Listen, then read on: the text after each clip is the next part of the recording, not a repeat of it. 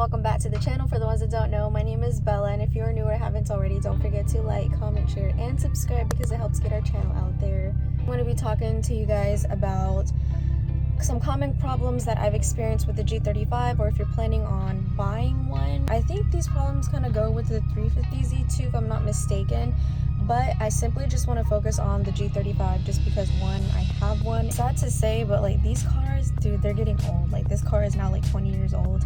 So first things first, since we're already inside, might as well just talk about some of the things that you might experience, or the problems that I've had, like interior wise. Say almost a year ago, I started having issues with the windows. I don't know if it's like the motor that, like the window motor, it gets like stuck. Like I'll put the window up, I'll roll it up, and then it'll just like roll down, and then it'll do that a couple times. Look, for example, like it's fine now. You see how slow it goes up, dude? So I don't know, it's super bipolar. That's my only issue with the window thing. I don't know if you guys like deal with that thing, but yeah, just be aware of that.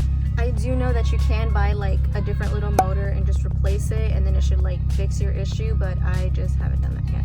Next issue is the radio unit. I haven't replaced it. I do know that you can get like an aftermarket one, and you can get like one of those like little cheap touchscreen ones. It's not like modern touchscreen, but it's definitely one of those like old school.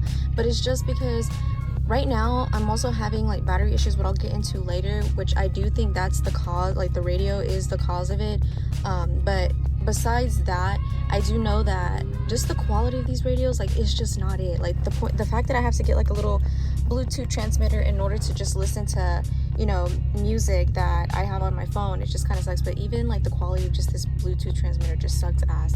So yeah, I don't like this little unit thing, but you know, to be honest, I just don't want to get into the headache of just doing wiring and all of that.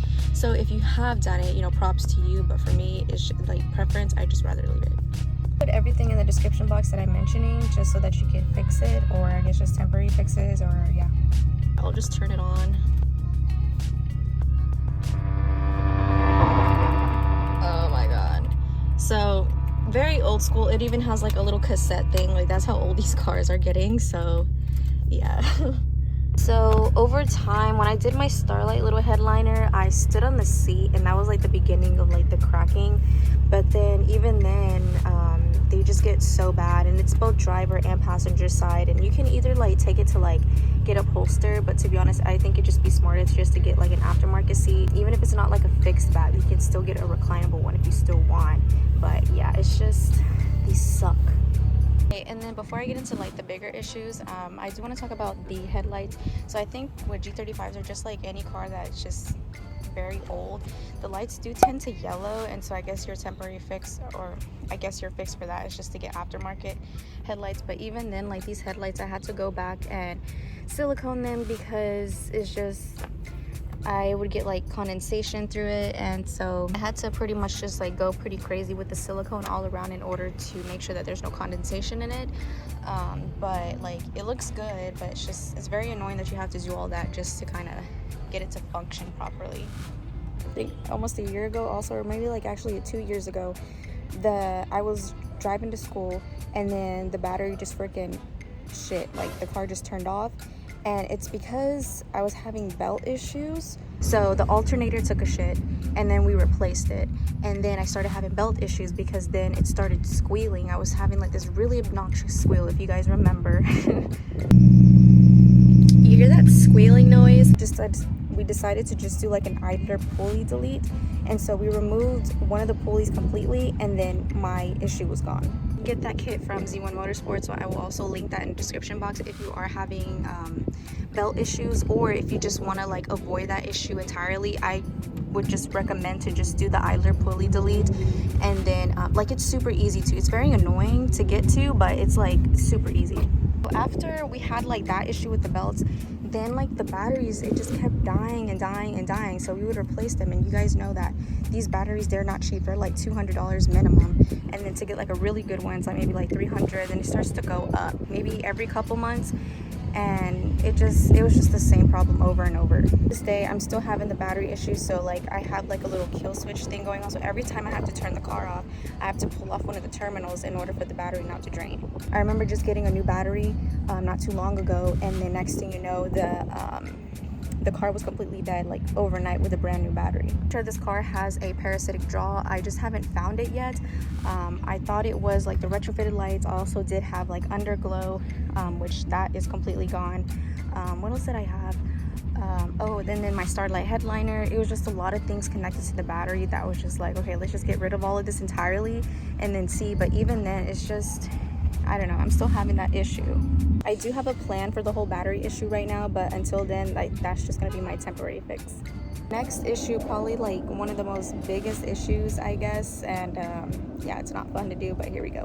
If you own one, or if you're going to get one, just know that these things are oil guzzlers. Oh my god, like even to this day, dude, I don't think the oil consumption on my car is hella bad like when it was before. And it honestly just could be because your valve covers are just like very worn, because the thing is, like with these cars, especially like a high mileage car, like my car right now is at like 185,000, I believe. I think from factory, like the little the sealant thing, like don't really seal this shit properly, and so over time it just started, I guess, spitting out oil. It was so bad that the oil got into like where the coil packs go. Misfire number 2. Here's your other misfire. Oh my god, that's how bad this shit is. Pretty bad. I got the little valve cover little kit from also Z1 Motorsports, and then it comes with like both valve covers. And then I think after that I started having like a little oil leakage again, and then we had our friend Aaron, you guys might know him as White Aaron on here, and he came and we just looked at the valve covers, and it's because we didn't put like the little sealant thing. We just put it on there, and it was up until recent that we didn't know that you're supposed to put it, and so we, you know, he went back in and he just resealed everything, and I just haven't had like no oil leaking from the valve covers at least, but I'm still having like an oil issue, but I think it's from the oil cooler, which we haven't even checked either. Just be aware of like the oil consumption on these cars. It's not like terrible, but I feel like once you get on top of the valve covers, and then once you just start checking the car, you know, like you normally would on any other car, then I feel like you should just be fine.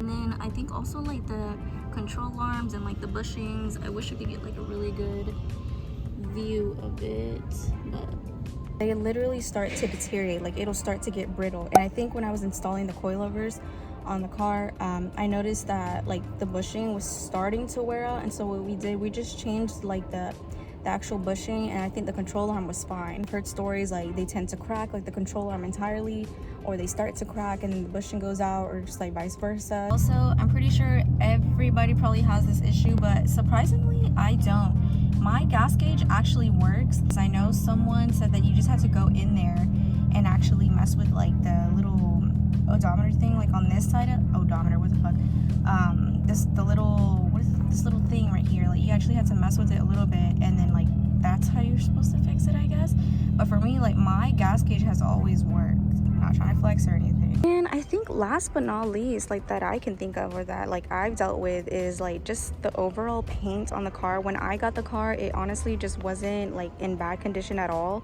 but I know nowadays like these cars, they just get a really bad reputation because they're the takeover car, or like little shit boxes. And to be honest, like if you just don't keep it in the sun and you actually maintain the paint and just like don't hit shit, then it'll be fine. Just like keep up with it, and then honestly your paint should be fine. And then if not, just wrap it like I did. So I mean, those are all the issues that I've gone through personally. If you guys have any other problems that you've come across, if you own a G35, please comment in the description box and with your fix.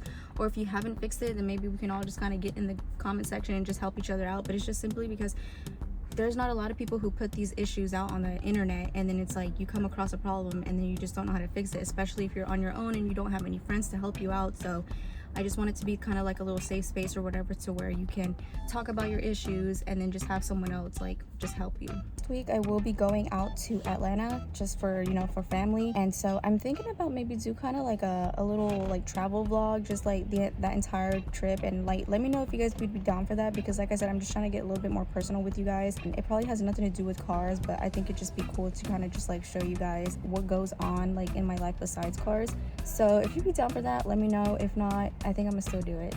Hopefully this information helps you if you're planning on getting a G35 or if you have one and you're currently going through it. With that said, don't forget to like, comment, share, and subscribe, and I'll see you guys in the next one.